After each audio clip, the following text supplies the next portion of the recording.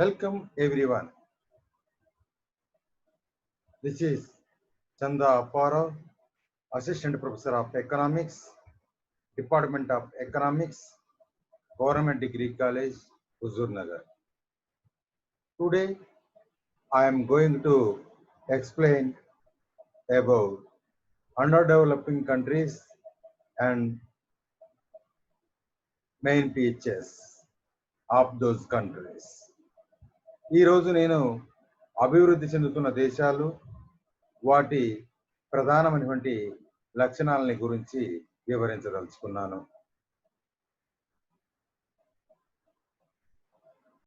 ప్రప్రథమంగా మనం అభివృద్ధి చెందుతున్న దేశాలు అని వేటిని పరిగణిస్తారో పరిశీలన చేద్దాం. ప్రపంచంలో దాదాపుగా 200 పైచిలుకు దేశాలు ఉన్నాయి.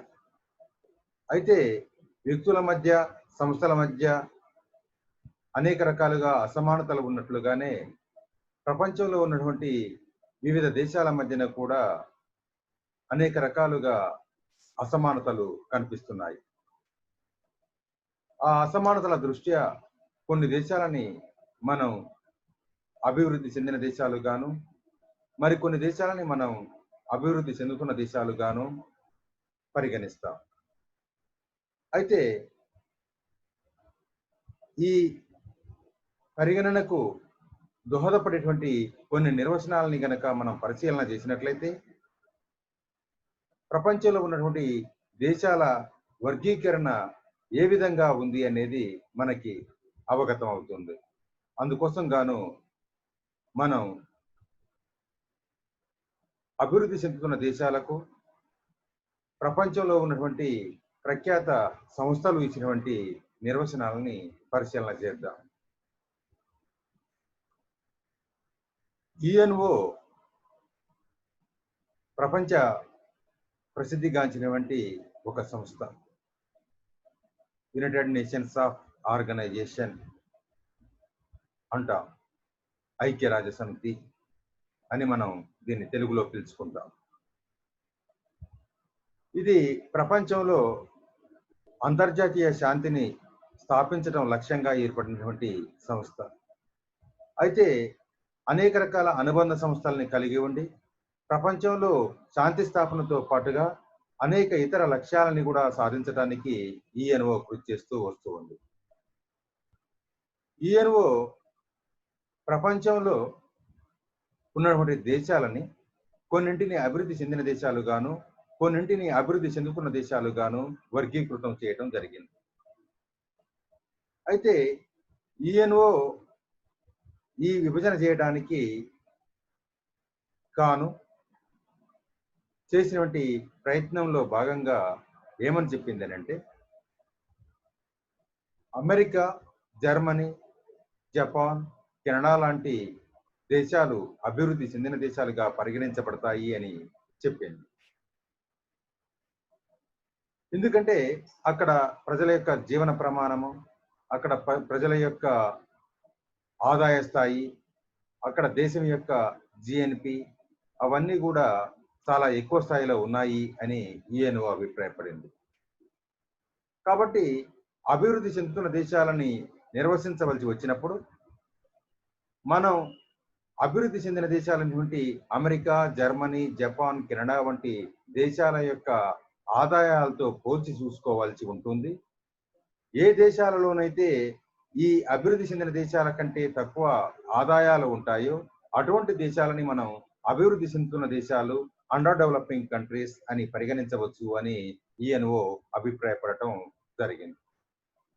కాబట్టి యుఎన్ఓ నిర్వచనాన్ని అనుసరించి మనం అభివృద్ధి చెందిన దేశాలతో పోల్చుకొని చూసినట్లయితే ఏ దేశాలైతే ఆర్థికంగా వెనకబడి ఉన్నాయో అటువంటి దేశాలని మనం అభివృద్ధి చెందిన దేశాలుగా భావించవలసి ఉంటుంది. ఇది ఒక ప్రధానమైనటువంటి నిర్వచనం. తర్వాత ప్రపంచంలో ఉన్నటువంటి మరొక ముఖ్యమైనటువంటి సంస్థ ప్రపంచ బ్యాంక్, ఐబిఆర్డి అంటాం, international bank for reconstruction and development అని దీన్ని మనం తెలుసుకోవడం జరుగుతుంది. ప్రపంచ బ్యాంకు ప్రతి సంవత్సరము ప్రపంచ అభివృద్ధి నివేదికను ప్రచురించడం జరుగుతుంది. 2008లో ప్రపంచ బ్యాంకు ప్రపంచ అభివృద్ధి నివేదికను ప్రచురించడం జరిగింది. 2008లో ప్రపంచ బ్యాంకు ప్రచురించినటువంటి ప్రపంచ అభివృద్ధి నివేదికలో ప్రపంచంలోని దేశాలను 3 రకాలుగా వర్గీకృతం చేయడం జరిగింది. ఒకటి అభివృద్ధి చెందుతున్న దేశాలు, 2 మధ్యస్థాయిలో అభివృద్ధి ఉన్నటువంటి దేశాలు, 3 అభివృద్ధి చెందినటువంటి దేశాలు. దీనికి ప్రామాణికంగా అమెరికన్ డాలర్లలో తలసరి ఆదాయాన్ని తీసుకోవడం జరిగింది.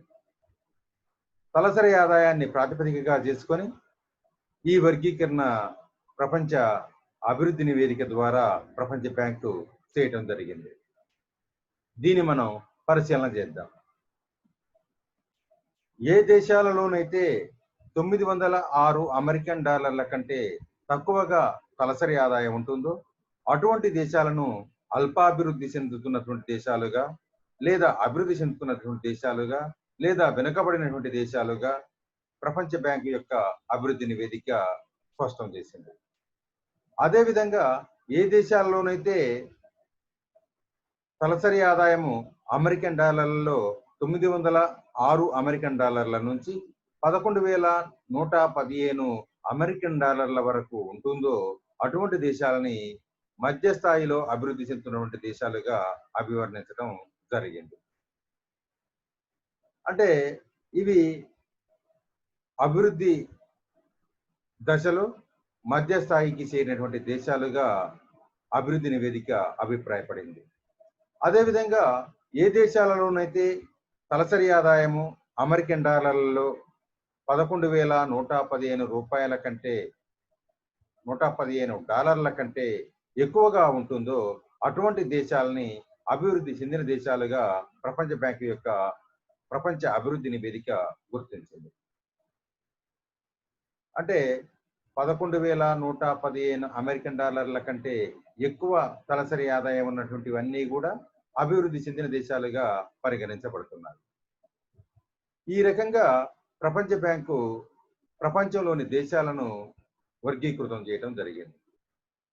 అయితే ఈ వర్గీకరణలో ప్రధానంగా మనం పరిగణలోకి తీసుకుంటే 906 అమెరికన్ డాలర్ల తలసరి ఆదాయం కంటే తక్కువ తలసరి ఆదాయం కలిగినటువంటి దేశాలుగా చెప్పబడేవి ఏవైతే ఉన్నాయో అటువంటి వాటిని మనం అభివృద్ధి చెందుతున్న దేశాలుగా చెప్పవచ్చు. అదేవిధంగా 11,115 అమెరికన్ డాలర్ల కంటే ఎక్కువ తలసరి ఆదాయాన్ని కలిగి ఉన్నటువంటి దేశాలు ఏవైతే ఉన్నాయో వాటిని మనం అభివృద్ధి చెందిన దేశాలుగా భావించవచ్చు. తర్వాత భారతదేశపు తలసరి ఆదాయాన్ని కనుక మనం పరిగణలోకి తీసుకున్నట్లయితే భారతదేశపు తలసరి ఆదాయము 906 అమెరికన్ డాలర్ల కంటే తక్కువగా ఉన్నందున భారతదేశాన్ని మనం అభివృద్ధి చెందుతున్న దేశంగా పరిగణిస్తాం. అయితే భారతదేశంలో అత్యంత ప్రాధాన్యత కలిగినటువంటి ఒక సంస్థ ప్రణాళికా సంఘం. 1950వ సంవత్సరంలో భారత ప్రణాళికా సంఘం ఏర్పాటు చేయబడింది. భారత ప్రణాళికా సంఘం కూడా అభివృద్ధి చెందుతున్న దేశాలని నిర్వచించడం కోసం ప్రయత్నం చేసింది. This is also one standard definition given by Planning Commission of India to the underdeveloping countries. As per this definition, ఏ దేశాల్లోనైతే ఉపయోగించని సహజ వనరులు, పూర్తిగా ఉపయోగించని మానవ వనరులు 2 ఉంటాయో అటువంటి దేశాలని అభివృద్ధి చెందుతున్న దేశాలుగా మనం పరిగణించవచ్చు అనేది భారత ప్రణాళికా సంఘం వాళ్ళ యొక్క నిర్వచన సారాంశం.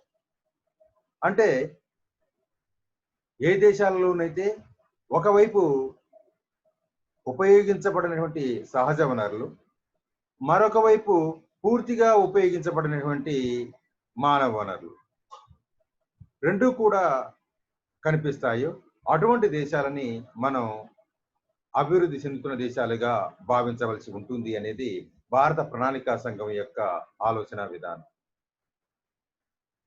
ఈ రకంగా యుఎన్ఓ, ప్రపంచ బ్యాంకు అభివృద్ధి నివేదిక, భారత ప్రణాళికా సంఘం ఇచ్చినటువంటి నిర్వచనాలని ఆధారంగా చేసుకొని మనం అభివృద్ధి చెందుతున్న దేశాలు అంటే ఏమిటి అనేది అవగతం చేసుకోవటం సులభతరం అవుతుంది.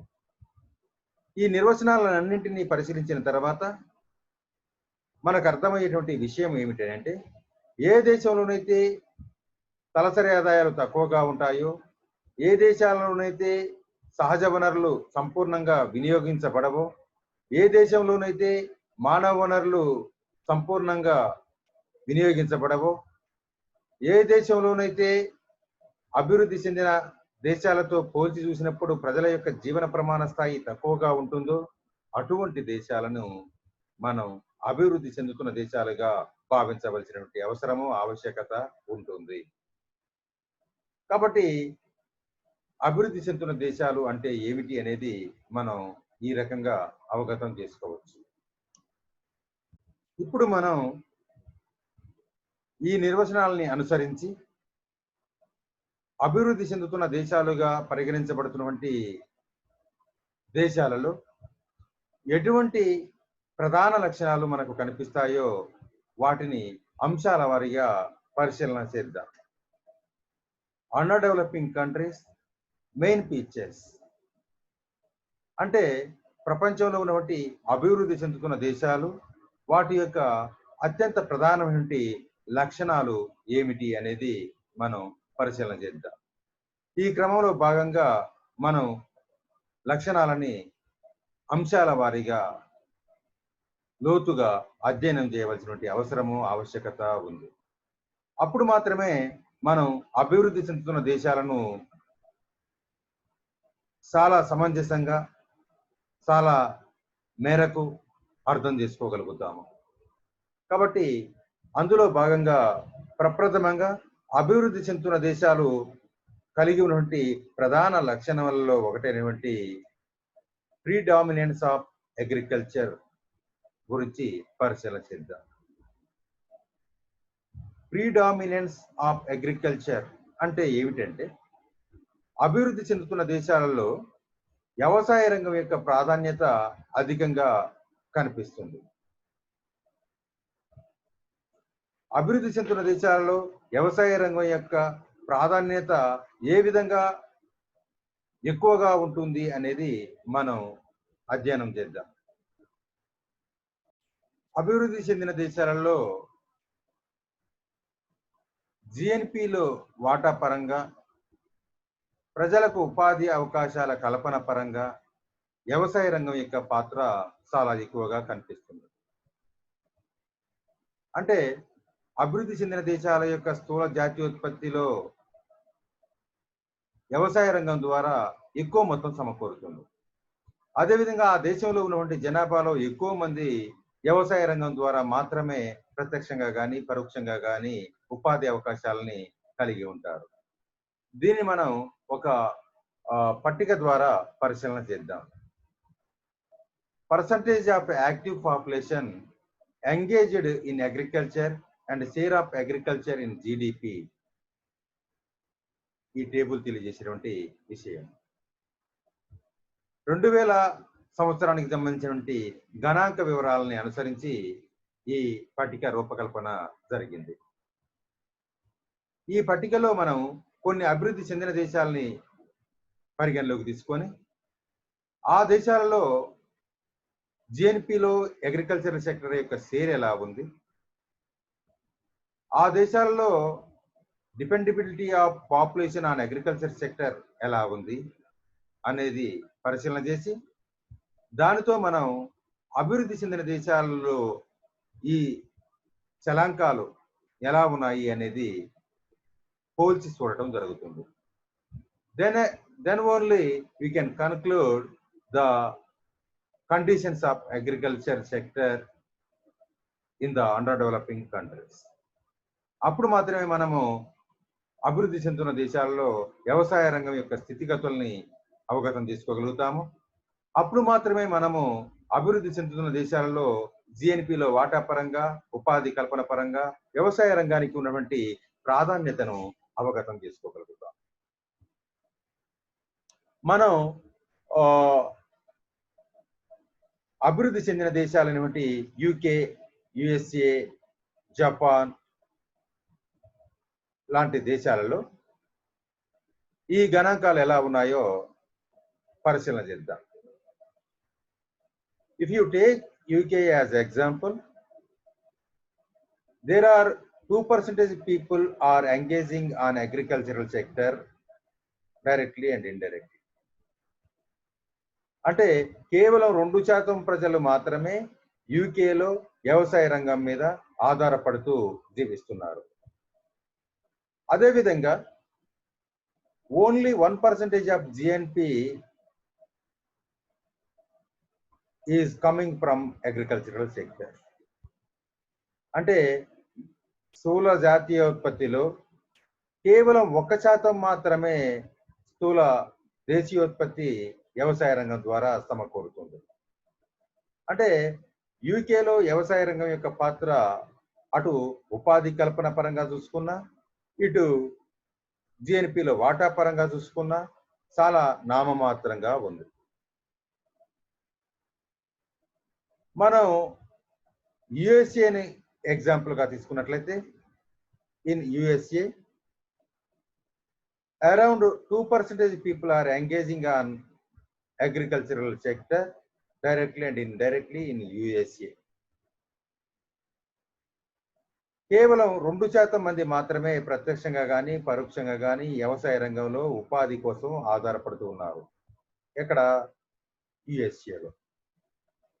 In the same way, if you take the share of agriculture in the GDP of USA, only 2%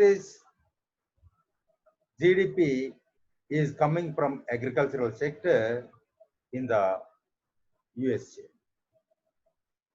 అంటే కేవలం 2% స్థూల దేశీయోత్పత్తి మాత్రమే యుఎస్ఏ యొక్క స్థూల దేశీయోత్పత్తిలో వ్యవసాయ రంగం యొక్క వాటా ఉంది.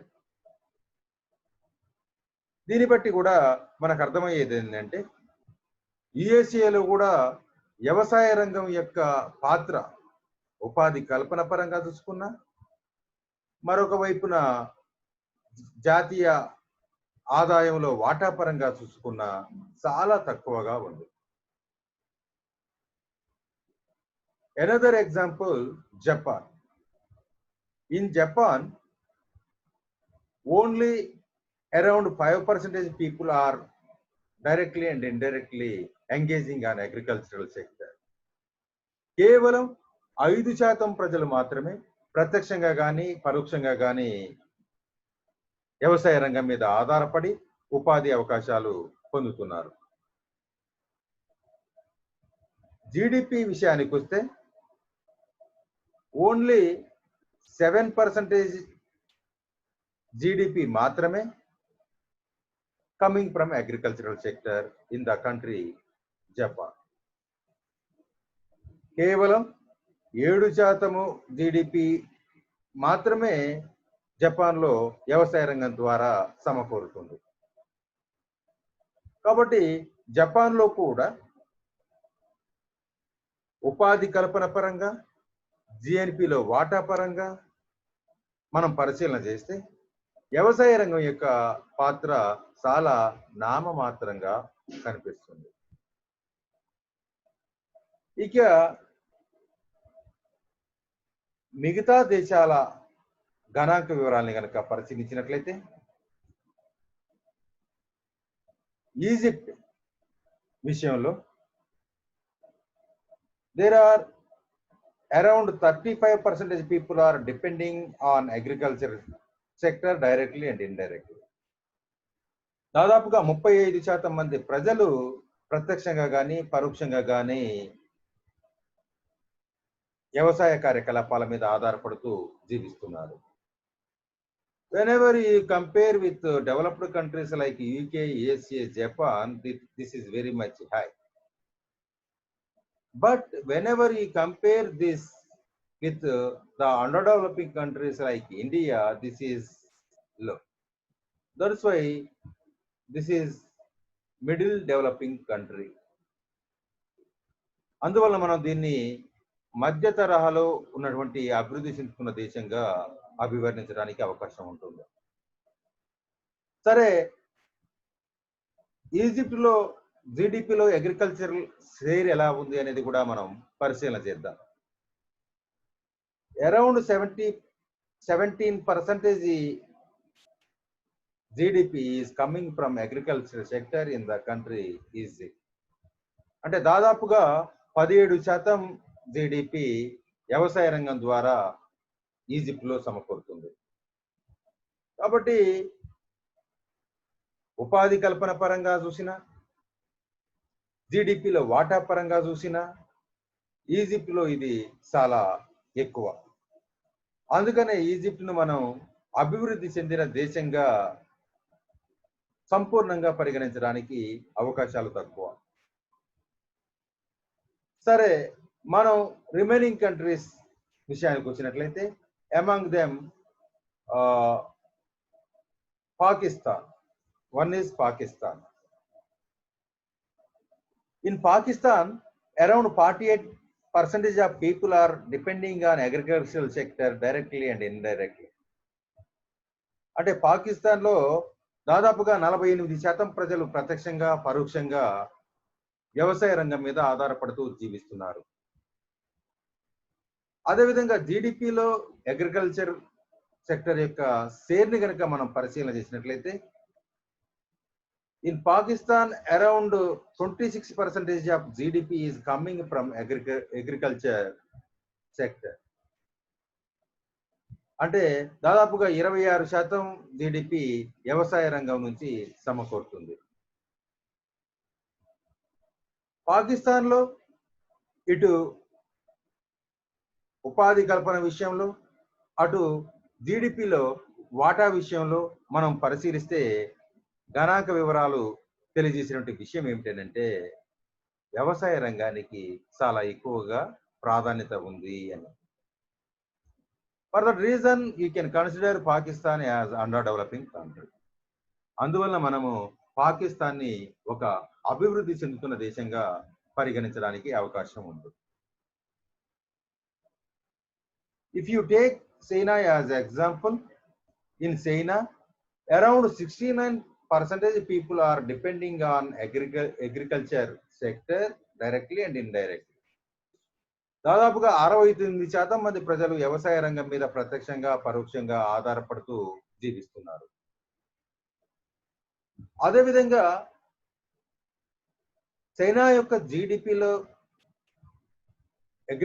అగ్రికల్చర్ సెక్టర్ యొక్క వాటాని కనుక మనం పరిశీలన చేసినట్లయితే, around 16% of GDP is coming from agri sector in China. అంటే దాదాపుగా 16% జీడిపి వ్యవసాయ రంగం ద్వారా సమకూరుతుంది. కాబట్టి చైనాలో ఉపాధి కల్పన పరంగా, తర్వాత జీడిపిలో వాటా పరంగా వ్యవసాయ రంగానికి చాలా ప్రాధాన్యత ఉంది. కానీ ఇక్కడ మనం ఒక విషయాన్ని గమనించాల్సినటువంటి అవసరం ఉంది. ఏమిటంటే, ఉపాధి కల్పన పరంగా వ్యవసాయ రంగం యొక్క వాటా చాలా ఎక్కువగా ఉంది. వెనెవర్ ఈ compare with this with GDP share పరంగా చాలా తక్కువ వాటాని కలిగి ఉంది. అంటే 16% మాత్రమే జీడిపి వ్యవసాయ రంగం ద్వారా సమకూరుతుంది. కాబట్టి చైనా జీడిపి లోపల మిగతా అంశాలు, అంటే వ్యవసాయేతర అంశాలు చాలా కీలకమైనటువంటి భూమికను పోషిస్తున్నాయి అని చెప్పి మనం అభిప్రాయపడవచ్చు. ఫర్ దట్ రీజన్ చైనా అభివృద్ధిలో వేగాన్ని కనబరుస్తుంది. చాలా వేగంగా అభివృద్ధి చెందేందుకు అవకాశాలు ఉన్నాయి అని మనం అభిప్రాయపడటం జరుగుతుంది. తర్వాత మనం మన దేశం అంటే భారతదేశాన్ని పరిగణలోకి తీసుకుంటే, in India around 58% people are depending on agriculture sector directly and indirectly. అంటే దాదాపుగా 58% మంది ప్రజలు ప్రత్యక్షంగా పరోక్షంగా వ్యవసాయ రంగం మీద ఆధారపడుతూ జీవిస్తున్నారు. మనం జిఎన్పిలో వాటా పరంగా చూసుకున్నట్లయితే around 27% of GNP is coming from agri sector in India. దాదాపుగా 27% జిఎన్పి భారతదేశంలో వ్యవసాయ రంగం పరంగా సమకూరుతుంది. కాబట్టి భారతదేశంలో అటు ఉపాధి కల్పన పరంగా చూసుకున్నా, ఇటు జిఎన్పిలో వాటా పరంగా చూసుకున్నా వ్యవసాయ రంగానికి చాలా కీలకమైనటువంటి భూమిక ఉంది అనేది అర్థమవుతుంది. For that reason we can consider India as under developing country. అందువలన మనము భారతదేశాన్ని అభివృద్ధి చెందుతున్న దేశంగా భావించవలసిన అవసరం ఆవశ్యకత ఉంది. కాబట్టి ఈ రకంగా గణాంక వివరాలను కనుక మనం పరిశీలిస్తే మనకు అవగతమయ్యేటువంటి విషయం ఏమిటంటే, అభివృద్ధి చెందుతున్న దేశాలలో వ్యవసాయ రంగం యొక్క ప్రాధాన్యత చాలా ఎక్కువగా కనిపిస్తుంది అని మనం చెప్పుకోవచ్చు.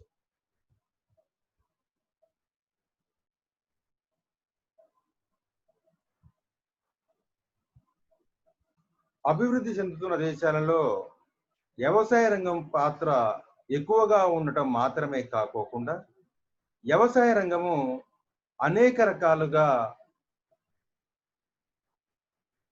వెనుకబడుతనాన్ని కలిగి ఉంటుంది. ముఖ్యంగా అభివృద్ధి చెందుతున్న దేశాలలో వ్యవసాయ రంగము మీద ప్రజలు ఎక్కువగా ఆధారపడి ఉండడానికి ప్రధాన కారణము ప్రజలు ఎక్కువగా గ్రామీణ ప్రాంతాల్లో జీవిస్తూ ఉండటం. అంటే అభివృద్ధి చెందుతున్న దేశాల్లో ప్రజలు ఎక్కువగా గ్రామీణ ప్రాంతాల్లో జీవిస్తూ ఉంటారు కాబట్టి వాళ్ళు వ్యవసాయ రంగం మీద ఆధారపడతారు. అయితే గ్రామాలలో వ్యవసాయ రంగం మీద ఆధారపడేటువంటి ప్రజలలో నిరక్షరాస్యత ఎక్కువగా ఉండటము, మూఢ విశ్వాసాలు ఎక్కువగా ఉండటము, తర్వాత ఆధునిక అభివృద్ధి కార్యక్రమాల మీద అవగాహన తక్కువగా ఉండటము వంటివి ఏవైతే ఉన్నాయో అవి అటువైపు వ్యవసాయ రంగాన్ని, మరొక వైపున గ్రామ అభివృద్ధిని కుంటుపరిచి అభివృద్ధి చెందుతున్న దేశాలు ఆర్థికంగా వెనకబడి ఉండటానికి ప్రధాన కారణభూతం అవుతూ ఉన్నాయని మనం అభిప్రాయపడవచ్చు. అదేవిధంగా వ్యవసాయ రంగంలో అనేక రకాల సమస్యలు ఉన్నాయి. ముఖ్యంగా అల్పక మతాలు ఉండటము, తర్వాత పరపతి సౌకర్యాలు అందుబాటులో లేకపోవటము, తర్వాత మార్కెటింగ్ సౌకర్యాలు, గిడ్డంగి సౌకర్యాలు సరిగ్గా లేకపోవటము వంటి సమస్యలు వ్యవసాయ రంగంలో విపరీతంగా కనిపిస్తూ ఉంటాయి. అందువలన వ్యవసాయ రంగంలో ఉత్పత్తి తక్కువగా రావటం జరుగుతుంది. అంటే అభివృద్ధి చెందుతున్న దేశాలలో వ్యవసాయ రంగము అల్ప ఉత్పాదకత సమస్యను ప్రధానంగా ఎదుర్కొంటుంది.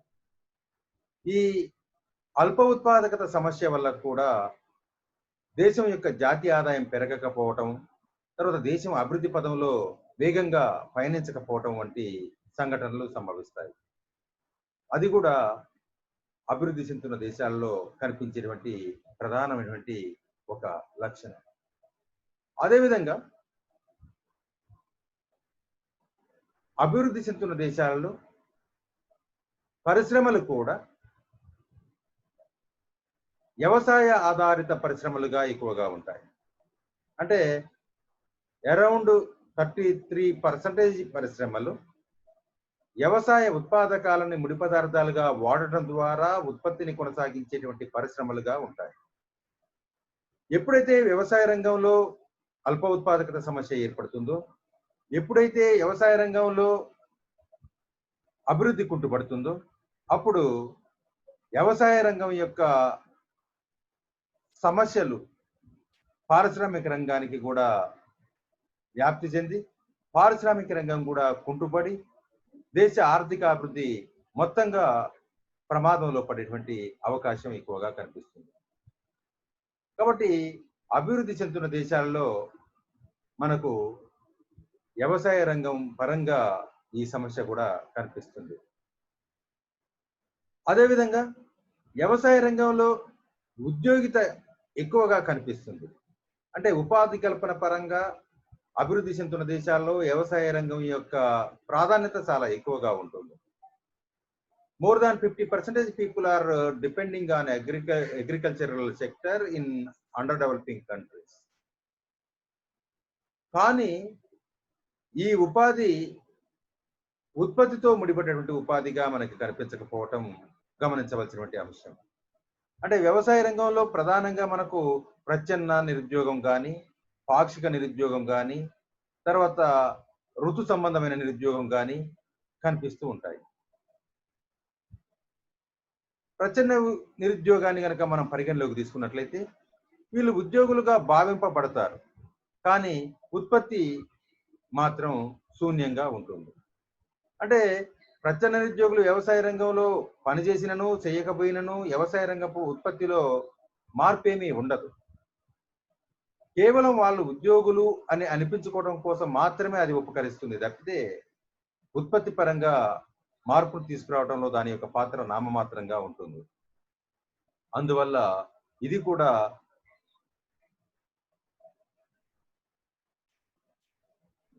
వ్యవసాయ రంగంలో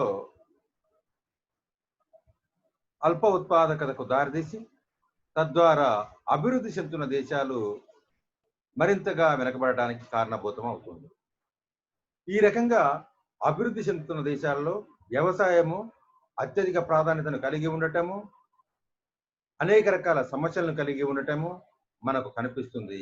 కాబట్టి అభివృద్ధి చెందుతున్న దేశాలు ఆర్థిక అభివృద్ధిలో వెనకపాటుతనాన్ని కనబరుస్తాయి.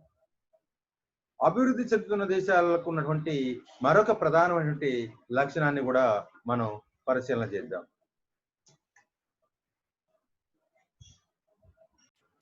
Poor quality of life is another more characteristics of undeveloping countries. అంటే అల్ప జీవన ప్రమాణ స్థాయి అనేది అభివృద్ధి చెందుతున్న దేశాలలో కనిపించేటువంటి ప్రస్ఫుటమయ్యేటువంటి మరొక ప్రధానమైనటువంటి లక్షణం. మనం అభివృద్ధి చెందుతున్న దేశాలలో ప్రజల యొక్క జీవన ప్రమాణం చాలా తక్కువగా ఉంటుంది అని చెప్పవచ్చు. గణాంక వివరాలని కనుక ఆధారంగా తీసుకొని పరిశీలన చేసినట్లయితే మనకు ప్రజల యొక్క జీవన ప్రమాణాన్ని అంచనా కట్టడానికి బాగా ఉపకరించేటువంటి అంశము శిశు మరణాల రేటు. శిశు మరణాల రేటు విషయం లోపల ప్రపంచంలో ఆయా దేశాలలో శిశు మరణాల రేటు ఎలా ఉంది అనేది మనం పరిశీలిస్తే అభివృద్ధి చెందుతున్న దేశాలు ఈ అల్ప జీవన ప్రమాణాన్ని ఏ స్థాయిలో కలిగి ఉన్నాయి అనేది విదితమవుతుంది. కాబట్టి ఒకసారి గణాంక వివరాలని పరిశీలన చేద్దాం. ప్రపంచంలో సంభవించేటువంటి 1000 జననాలలో అభివృద్ధి చెందుతున్న దేశాలలో శిశు మరణాల రేటు 115గా ఉంది. అదే మధ్యస్థాయి కంటే తక్కువగా అభివృద్ధి చెందుతున్నటువంటి దేశాలని కనుక మనం పరిగణలోకి తీసుకున్నట్లయితే సదరు దేశాలలో శిశు మరణాల రేటు 42గా నమోదయ్యింది. అదేవిధంగా ఎగువ మధ్యస్థాయి అభివృద్ధి చెందుతున్న దేశాలని కనుక మనం పరిశీలన చేసినట్లయితే సదరు దేశాలలో శిశు మరణాల రేటు 1000 జననాలకు 30గా గమనించవచ్చు. కానీ అభివృద్ధి చెందిన దేశాలు అయినటువంటి అమెరికా, జపాన్, జర్మనీ వంటి దేశాలని మనం పరిగణలోకి తీసుకున్నట్లయితే సదరు దేశాలలో 1000 జననాలకు శిశు మరణాల రేటు కేవలం 7గా మాత్రమే నమోదవటం మనం గమనించవలసినటువంటి అంశం. ఇక్కడ మనం గమనిస్తే అభివృద్ధి చెందిన దేశాలతో పోల్చుకున్నట్లయితే అభివృద్ధి చెందుతున్న దేశాలలో శిశు మరణాల రేటు చాలా ఎక్కువగా కనిపిస్తుంది. అంటే అభివృద్ధి చెందిన దేశాలలో ఉన్నటువంటి శిశు మరణాల రేటు 1000కి 7తో పోల్చినప్పుడు అభివృద్ధి చెందుతున్న దేశాలలో ఉన్నటువంటి శిశు మరణాల రేటు 1000కి 115 అనేది చాలా ఎక్కువగా అని మనం అభిప్రాయపడవచ్చు. కాబట్టి అభివృద్ధి చెందుతున్న దేశాలలో శిశు మరణాల రేటు చాలా ఎక్కువగా ఉంటుంది. ఇది ఏమి తెలియజేస్తుంది అంటే అభివృద్ధి చెందుతున్న దేశాలలో ప్రజలు అల్ప జీవన ప్రమాణ స్థాయిని కలిగి ఉంటారు అనేటువంటి విషయాన్ని తెలియజేస్తుంది. అదేవిధంగా ప్రజల యొక్క జీవన ప్రమాణాన్ని తెలుసుకోవడానికి ఉపయోగపడేటువంటి మరొక సూచిక ఆయు ప్రమాణం. అంటే సగటున ఒక మనిషి ఎంతకాలం జీవిస్తున్నాడు అనే దాన్ని ఆధారంగా చేసుకొని కూడా మనం ఆ దేశం అభివృద్ధి చెందిన దేశమా లేక అభివృద్ధి చెందుతున్న దేశమా అనేది చెప్పడానికి వీలవుతుంది. ఆయు ప్రమాణాన్ని కనుక మనం పరిగణలోకి తీసుకున్నట్లయితే అభివృద్ధి చెందుతున్న దేశాలలో సగటున ఒక మనిషి 59.7 సంవత్సరాల ఆయు ప్రమాణాన్ని కలిగి ఉన్నాడు అని గణాంక వివరాలు తెలియజేస్తున్నాయి. అదేవిధంగా అభివృద్ధి చెందిన దేశాలలో సగటున ఒక మనిషి యొక్క ఆయు ప్రమాణము 78.2 సంవత్సరాలుగా నమోదవటం మనం గమనించవచ్చు. Whenever you compare the data with developed countries, underdeveloping countries లో చాలా తక్కువగా ఉంది. అంటే అభివృద్ధి చెందిన దేశాలలో ఆయు ప్రమాణాన్ని అభివృద్ధి చెందుతున్న దేశాలలో ప్రజల యొక్క ఆయు ప్రమాణంతో పోల్చిస్తే అభివృద్ధి చెందుతున్న దేశాలలో సగటు ఆయు ప్రమాణం చాలా తక్కువగా ఉన్నట్లుగా మనకు విదితమవుతుంది. కాబట్టి ప్రజలు అభివృద్ధి చెందుతున్న దేశాలలో అల్ప జీవన ప్రమాణ స్థాయిని కలిగి ఉన్నారు అనే అనటంలో ఎటువంటి సందేహము కనిపించదు. అదేవిధంగా ప్రజల యొక్క జీవన ప్రమాణ స్థాయిని తెలుసుకోవడానికి ఉపకరించినటువంటి మరొక ప్రధానమైనటువంటి కారకము అక్షరాస్యత. అక్షరాస్యత విషయానికి వచ్చినట్లయితే అభివృద్ధి చెందుతున్న దేశాలలో వయోజనులలో అక్షరాస్యత 62.4% కనిపిస్తుంది. అదేవిధంగా దిగువ మధ్య అభివృద్ధి చెందుతున్నటువంటి దేశాలు ఏవైతే ఉన్నాయో వాటిల్లో అక్షరాస్యతను పరిశీలించినట్లయితే దాదాపుగా 85% వయోజనులలో అక్షరాస్యత కనిపిస్తుంది. అదేవిధంగా ఎగువ మధ్య అభివృద్ధి చెందుతున్న దేశాల ఆర్థిక వ్యవస్థల లోపల అక్షరాస్యతని కనుక మనం పరిశీలించినట్లయితే ఆయా దేశాలలో వయోజనులలో అక్షరాస్యత దాదాపుగా 90%గా మనకు కనిపిస్తుంది.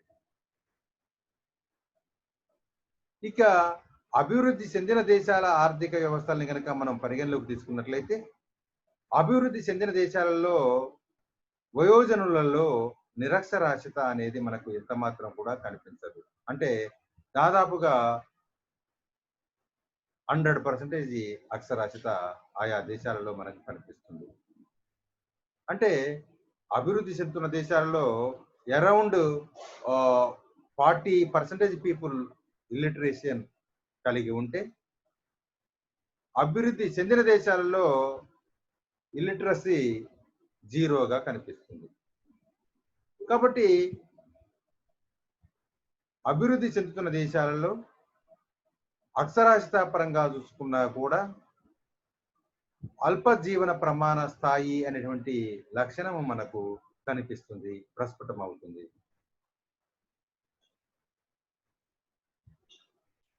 భారతదేశపు గణాంక వివరాలని మనం పరిశీలన చేస్తే భారతదేశంలో 1000 జననాలకు శిశు మరణాల రేటు 68గా మనకు కనిపిస్తుంది. అదేవిధంగా భారతదేశంలో సగటు ఆయు ప్రమాణము 63 సంవత్సరాలుగా నమోదయ్యింది. అదేవిధంగా భారతదేశంలో దాదాపుగా 40% మంది ప్రజలు వయోజనులలో నిరక్షరాస్యత సమస్యను కలిగి ఉన్నారు. అంటే శిశు మరణాల రేటు, ఆయు ప్రమాణము, తర్వాత అక్షరాస్యత వంటి ప్రామాణికాల ఆధారంగా మనం భారతదేశంలో ప్రజల యొక్క జీవన ప్రమాణ స్థాయిని పరిశీలిస్తే భారతదేశంలో కూడా ప్రజలు అల్ప జీవన ప్రమాణ స్థాయిని కలిగి ఉన్నారు అనేటువంటి విషయం విదితమవుతుంది. కాబట్టి భారతదేశం కూడా ఒకానొక అభివృద్ధి చెందుతున్న దేశంగా భావించబడుతుంది. అదేవిధంగా అభివృద్ధి చెందుతున్న దేశాలకు ఉన్నటువంటి మరొక ప్రధానమైనటువంటి లక్షణము ల్యాక్ ఆఫ్ ఇన్ఫ్రాస్ట్రక్చర్, అంటే అవస్థాపన సౌకర్యాల యొక్క కొరత. మనం అభివృద్ధిలో అవస్థాపన సౌకర్యాల యొక్క పాత్ర చాలా ఎక్కువగా ఉంది అని చెప్పుకోవచ్చు. అంటే ఏ దేశంలోనైతే అవస్థాపన సౌకర్యాల కల్పన ఎక్కువగా ఉంటుందో ఆ దేశము త్వరితగతిన అభివృద్ధి చెందుతుంది అనేటువంటి విషయాన్ని మనం గమనించవలసి ఉంటుంది. అయితే అవస్థాపన సౌకర్యాలు కూడా 2 రకాలుగా వర్గీకృతం అవుతాయి. ఒకటి సాంఘిక అవస్థాపన సౌకర్యాలు, 2 ఆర్థిక అవస్థాపన సౌకర్యాలు. విద్య, ఆరోగ్యము,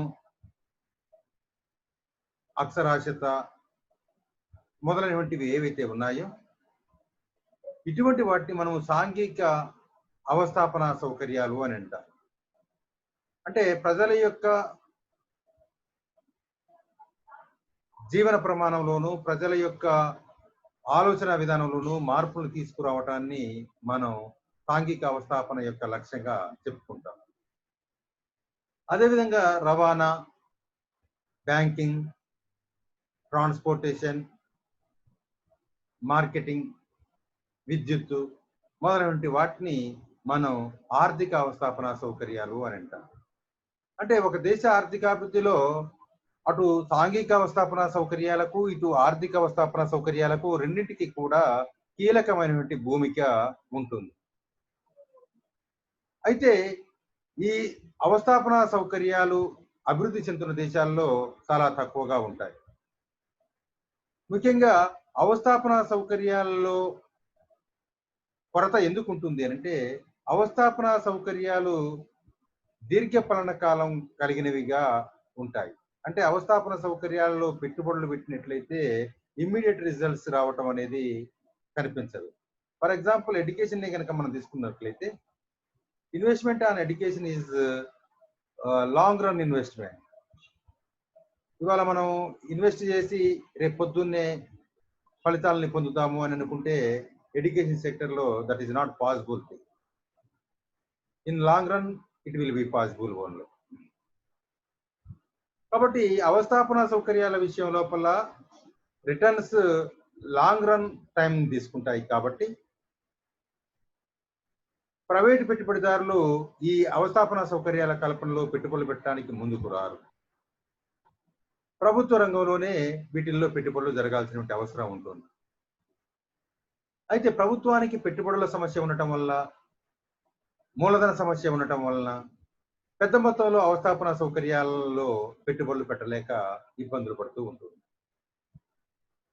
ఇంకొక వైపున సాంఘిక అవస్థాపన సౌకర్యాల కల్పన సరైన స్థాయిలో, తగినంత స్థాయిలో జరగలేదు కాబట్టి ప్రైవేటు పెట్టుబడిదారులు పారిశ్రామిక రంగంలో కానీ, సేవల రంగంలో కానీ పెట్టుబడులు పెట్టడానికి కూడా పెద్దగా ఆసక్తిని కనబరచరు. కాబట్టి ఈ అవస్థాపన సౌకర్యాల కొరత అనేటువంటి సమస్య ఏదైతే ఉందో, ఇది అనేక రకాల ఇతర సమస్యలకు దారితీసి, తద్వారా దేశ ఆర్థిక అభివృద్ధిని కుంటుపరుస్తుంది. అందువల్ల ఆ దేశాలు ఎప్పటికీ కూడా అభివృద్ధి పదంలో వెనకబడుతూ మనకు కనిపిస్తూ ఉంటాయి. కాబట్టి అభివృద్ధి చెందుతున్న దేశాలు ఎదుర్కొంటున్నటువంటి మరొక లక్షణము, మరొక సమస్య ల్యాక్ ఆఫ్ ఇన్ఫ్రాస్ట్రక్చర్ అని మనం అభిప్రాయపడవచ్చు. అదేవిధంగా అభివృద్ధి చెందుతున్న దేశాలు ఎదుర్కొంటున్నటువంటి మరొక సమస్య, అభివృద్ధి చెందిన దేశాలు చెందుతున్నటువంటి దేశాలు కలిగి ఉన్నటువంటి మరొక ప్రధాన లక్షణం జనాభా ఒత్తిడి, ప్రెషర్ ఆఫ్ పాపులేషన్. అభివృద్ధి చెందుతున్న దేశాలలో జనాభా ఎక్కువగా ఉంటుంది. ముఖ్యంగా ప్రపంచంలో ఉన్నటువంటి అభివృద్ధి చెందుతున్న దేశాలలో ఎక్కువగా మనకు ఆసియా ఖండంలోను, తర్వాత లాటిన్ అమెరికా ఖండంలోను ఎక్కువగా కనిపిస్తాయి. అంటే దక్షిణ అమెరికా ఖండంలోను ఎక్కువగా కనిపిస్తాయి. ఈ దేశాల్లో జనాభా సమస్య కూడా మనకి ప్రస్ఫుటంగా గోచరిస్తుంది, కనిపిస్తుంది. అంటే అభివృద్ధి చెందుతున్న దేశాల్లో జనాభా నియంత్రణ ఎడల, జనాభా పెరుగుదలను తగ్గించడం ఎడల ఆసక్తి తక్కువగా ఉంటుంది. కాబట్టి జనాభా ఎక్కువగా ఉండటం జరుగుతుంది. భారతదేశాన్ని మనం తీసుకున్నట్లయితే, భారతదేశంలో జనాభా చాలా ఎక్కువగా పెరుగుతుంది. ఒక ఆస్ట్రేలియా ఖండంలో ఉన్నటువంటి జనాభాకు సమానమయ్యేటువంటి జనాభా ప్రతి సంవత్సరం భారతదేశంలో పుడుతూ ఉంది అని గణాంక వివరాలు తెలియజేస్తున్నాయి. అదేవిధంగా జనాభా విషయంలో భారతదేశము ప్రపంచంలోనే 2వ స్థానాన్ని కలిగి ఉంది. అదేవిధంగా ప్రపంచంలో జనాభా పెరుగుదల రేటు భారతదేశంలో చాలా ఎక్కువగా మనకు కనిపిస్తుంది.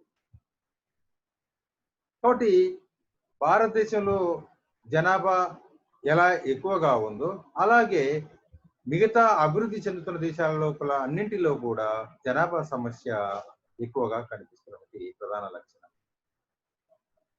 అంటే జనాభా సమస్య అనేది ఆర్థిక అభివృద్ధికి ప్రధానంగా అవరోధంగా ఉంటుంది. 1950వ సంవత్సరంలో భారతదేశంలో జనాభా 30 కోట్లుగా ఉంది. భారతదేశంలో జనాభా 30 కోట్లుగా ఉన్నప్పుడు 1950వ సంవత్సరంలో జనాభా సమస్య గురించి మాట్లాడుతూ నాటి ప్రధానమంత్రి నెహ్రూ గారు, భారతదేశంలో జనాభా సమస్య ఒక సమస్య కాదు, అది 30 కోట్ల సమస్యల యొక్క సమ్మిళితము అని అభిప్రాయపడటం జరిగింది. మరి దాదాపు ఇవాళ భారతదేశంలో జనాభా 130 కోట్ల పైసలు. నెహ్రూ గారి మాటల్ని ప్రస్తుత పరిస్థితులకి కనుక మనం అన్వయించుకున్నట్లయితే, ప్రస్తుతం భారతదేశంలో జనాభా సమస్య ఒక సమస్య కాదు, అది 130 కోట్ల సమస్యల యొక్క సమ్మిళితం. కాబట్టి అభివృద్ధి చెందిన దేశాల్లో జనాభా పెరుగుదల అనేది ఏదైతే ఉందో, అది అనేక రకాల ఆర్థిక సామాజిక సమస్యలకు దారితీసి దేశ ఆర్థిక అభివృద్ధికి ప్రతిబంధకంగా తయారవుతుంది. కాబట్టి అభివృద్ధి చెందుతున్న దేశాలు ఎప్పటికీ కూడా అభివృద్ధి పదంలో వెనకబడుతూ కనిపించడం అనేది సర్వసాధారణంగా మనకు కనిపిస్తుంది. జనాభా పెరుగుదల సమస్య ప్రధానంగా అభివృద్ధి చెందుతున్న దేశాల్లో ఆహార సమస్యకు దారితీసేటువంటి అవకాశం ఎక్కువగా కనిపిస్తుంది. అంటే పెరుగుతున్న జనాభాకు ఆహార భద్రతను మనం కల్పించలేము. అందుకనే మాల్తస్ మహాశయుడు జనాభా గుణోత్తర శ్రేణిలో పెరిగితే ఆహార ధాన్యాల పెరుగుదల అంక శ్రేణిలో జరుగుతుంది. కాబట్టి పెరుగుతున్న జనాభాకు ఆహార ధాన్యాలను సమకూర్చడం అనేది ప్రధానమైనటువంటి సమస్యగా ఉంటుంది అని అభిప్రాయపడటం జరిగింది. అంటే ఒక దేశంలో ఎంత మేరకు ఆహార ధాన్యాల యొక్క సౌలభ్యం ఉంటుందో, లభ్యత ఉంటుందో అంత మేరకు మాత్రమే జనాభా వాంఛనీయము. అంతకు మించి పెరిగినటువంటి జనాభా ఆహార ధాన్యాల కొరత వలన ఆకలితో అలమటించడం అనేది సమంజసమే అని మాల్థస్ తన జనాభా సిద్ధాంతంలో చెప్పడం జరిగింది. కాబట్టి ఈ రకంగా మనం పరిశీలన చేస్తే గణాంక వివరాల ప్రకారంగా పరిశీలన చేసిన, తర్వాత ఆర్థికవేత్తల యొక్క అభిప్రాయాల ప్రకారంగా పరిశీలన చేసిన, ఇంకా ఏ రకంగా పరిశీలించినా కూడా population is more obstacle to the development. అంటే more population is more obstacle to the growth. అంటే ఎక్కువ జనాభా ఎక్కువ ఆటంకం దేనికి? అభివృద్ధికి. అందువల్లనే అభివృద్ధి చెందుతున్న దేశాలలో ఈ లక్షణం ప్రధానంగా మనకు కనిపిస్తుంది అని అభిప్రాయపడవచ్చు. అదేవిధంగా అభివృద్ధి చెందుతున్న దేశాలు ఎదుర్కొంటున్నటువంటి మరొక సమస్య అనండి, లేదా మరొక ప్రధాన లక్షణము అనండి, అది అన్ఎంప్లాయ్మెంట్, అంటే నిరుద్యోగిత. జనాభా సమస్య వల్ల ఉత్పన్నమైనటువంటి అనేక సమస్యలలో ఇది ఒక సమస్య. అయితే ఇది ప్రత్యేక లక్షణాలను కలిగి ఉన్నటువంటి సమస్య, ప్రత్యేకంగా ఆర్థికాభివృద్ధితో సంబంధాన్ని కలిగి ఉన్నటువంటి సమస్య. అభివృద్ధి చెందుతున్న దేశాల లోపల మనకు నిరుద్యోగిత ఎక్కువగా కనిపిస్తుంది. అంటే పెరుగుతున్న జనాభాకు తగిన స్థాయిలో ఉపాధి కల్పన అవకాశాలు లభ్యం కావు. అందువల్ల నిరుద్యోగం ఎక్కువగా కనిపిస్తుంది.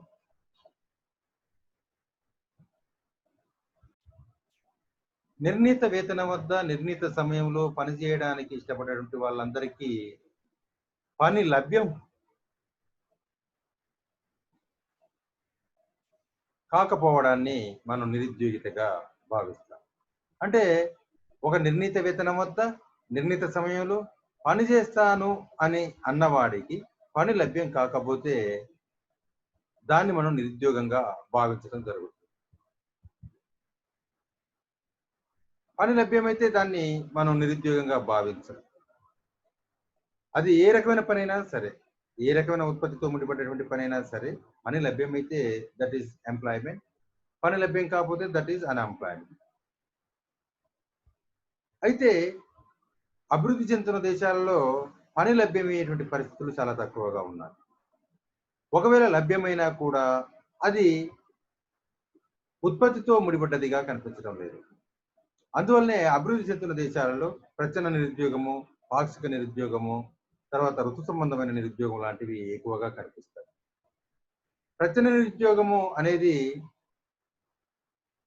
ఉత్పత్తిని ఏమాత్రము తీసుకురావడానికి ఉపకరించినటువంటి అంశం. ఒకానొక అంచనా ప్రకారంగా పాకిస్తాన్, బంగ్లాదేశ్, భారతదేశం వంటి అభివృద్ధి చెందుతున్న దేశాలలో ప్రచ్ఛన్న నిరుద్యోగము దాదాపుగా 20% ఉంది అని గణాంక వివరాలు తెలియజేస్తుంది. కాబట్టి అభివృద్ధి చెందుతున్న దేశాలలో నిరుద్యోగం కనిపిస్తుంది. ఉద్యోగం ఉంది అని భావించినప్పటికీ కూడా అది ఉత్పత్తితో సంబంధం లేని ఉద్యోగితగా కూడా కనిపించేటువంటి అవకాశము ఉంది.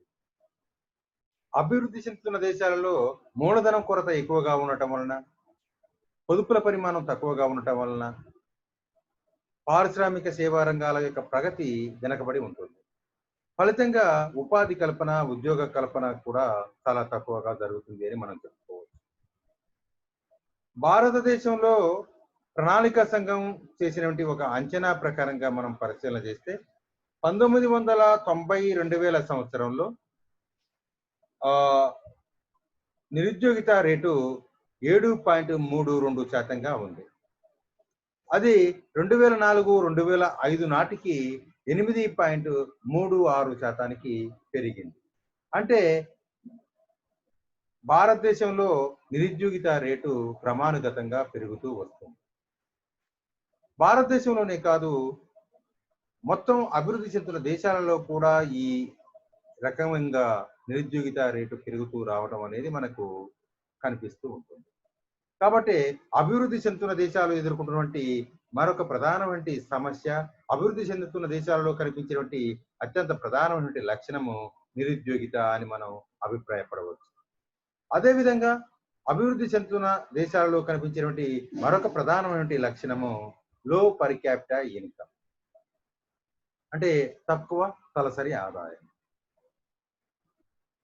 తలసరి ఆదాయం అనేది ప్రజల యొక్క జీవన ప్రమాణానికి ఒక సూచిక.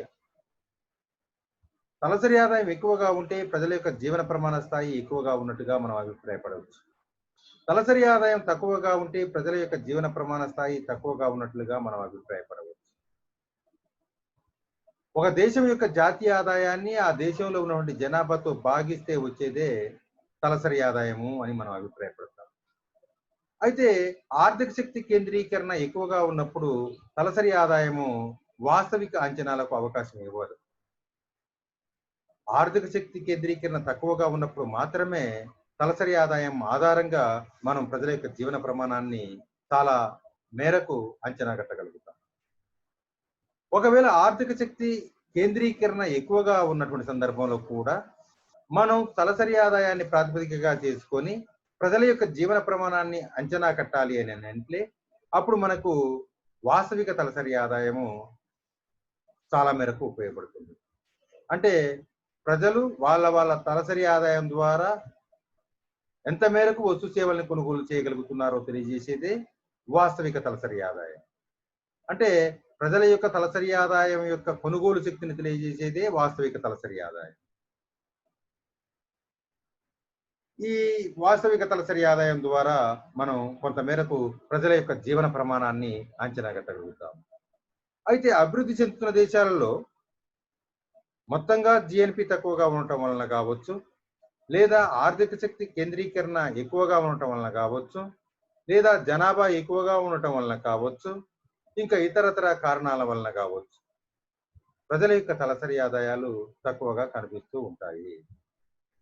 ప్రజల యొక్క తలసరి ఆదాయాలు తక్కువగా కనిపించడం వలన ప్రజల యొక్క జీవన ప్రమాణ స్థాయి కూడా తక్కువగా ఉన్నట్టుగా మనం అభిప్రాయపడవచ్చు. కాబట్టి ఇది ఒక ప్రధానమైనటువంటి లక్షణం. మనం పట్టిక రూపంలో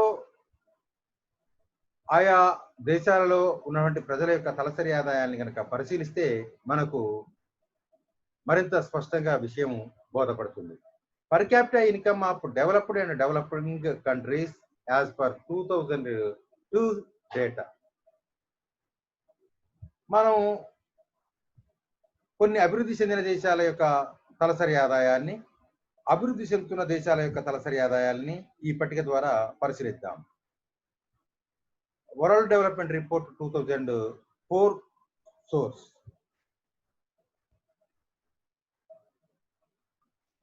స్విట్జర్లాండ్ దేశాన్ని కనుక తీసుకున్నట్లయితే పర్ క్యాపిటా $37,930 అమెరికన్ డాలర్స్.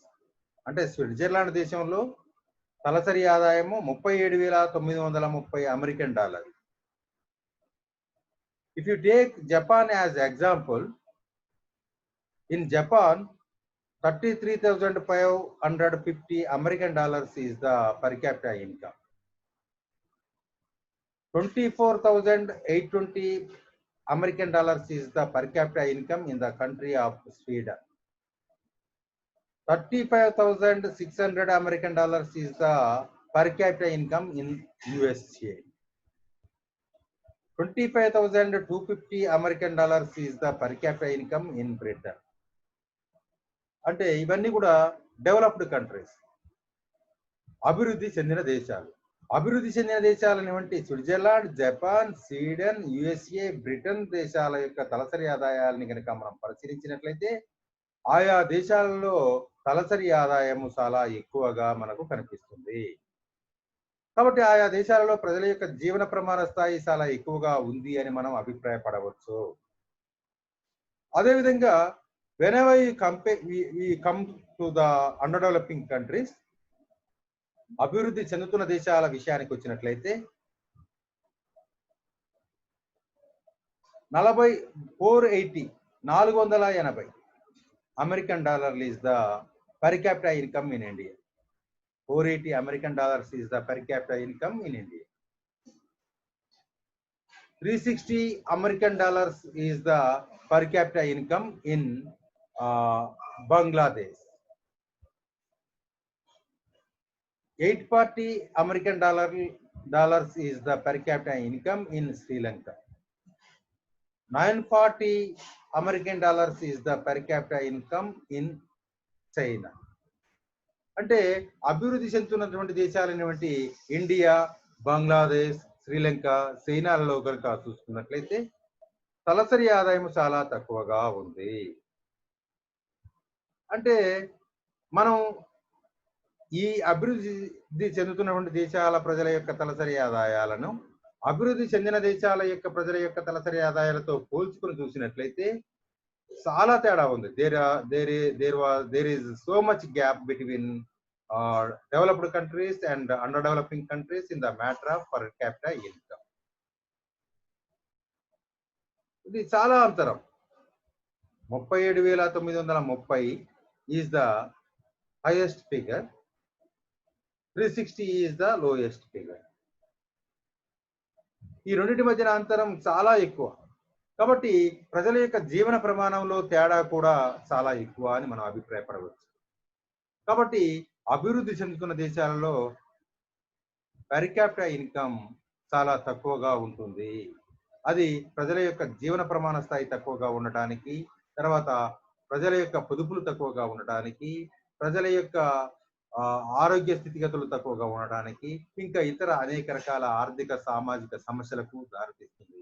కాబట్టి అభివృద్ధి చెందుతున్న దేశాలు నిరంతరం అభివృద్ధి పదంలో వెనుకబాటుతనాన్ని కనబరుస్తూ ఉంటాయి అని మనం అభిప్రాయపడవచ్చు.